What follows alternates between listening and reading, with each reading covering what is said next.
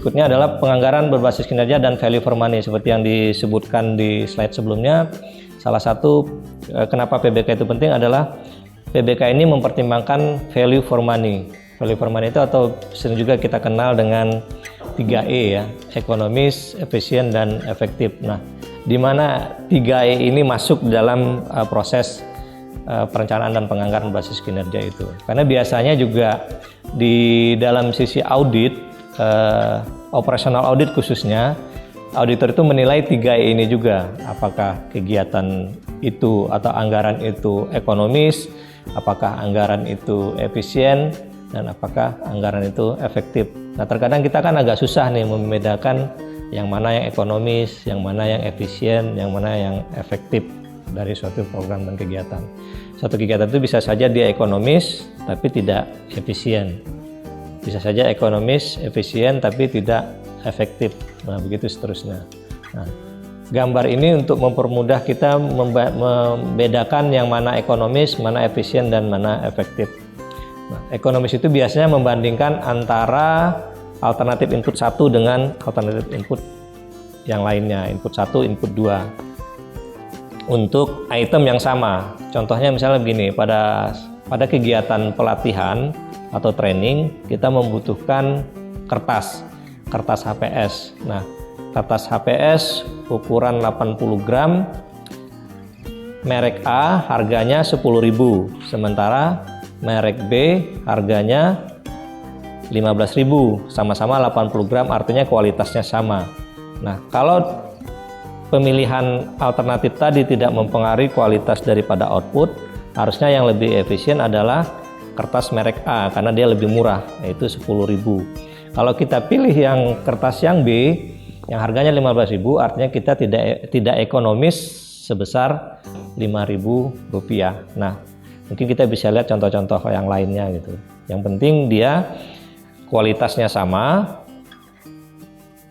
speknya sama, tidak mempengaruhi dari kualitas output. Makanya biasanya dalam penyusunan anggaran itu tidak berorientasi pada merek, tapi berorientasi pada spesifikasi dari item atau barangnya gitu.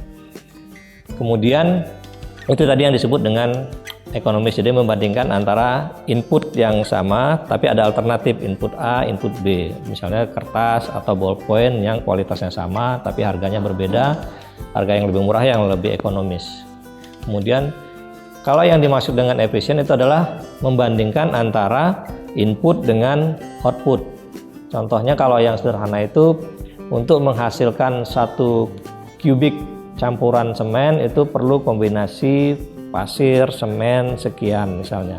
Nah, ternyata kita memberikan kombinasi yang lebih besar. Campuran itu artinya tidak efisien. Atau mungkin kalau untuk kegiatan training yang disebut dengan efisien itu misalnya target peserta kita 50 peserta.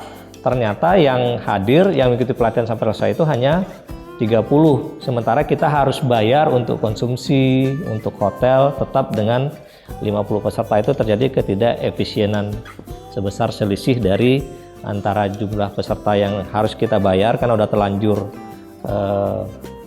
teken kontrak dengan pihak hotel, pihak catering sebesar 50, tapi kita peserta yang hadir hanya 30 peserta. Itu terjadi ketidakefisienan dalam kegiatan itu. Nah, kalau yang disebut dengan efektif itu adalah membandingkan antara output dengan outcome.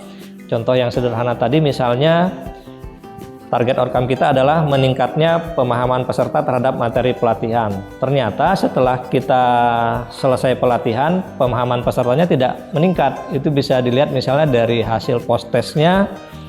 Hasil post-test sama dengan hasil pre-test, atau mungkin hasil post-test lebih jelek daripada hasil pre-test. Artinya kan tidak efektif kegiatan itu terlaksana. Nah, itu harus kita identifikasi apa yang menjadi penyebab ketidakefektifan kegiatan itu tersebut. Bisa saja dari sisi narasumbernya yang tidak kompeten, atau bisa saja lokasi pelatihan yang tidak representatif dan segala macamnya. Itu yang harus diidentifikasi mulai dari awal, mulai dari menentukan input sampai input kualitas, kemudian outputnya apa, kemudian baru ke outcome-nya.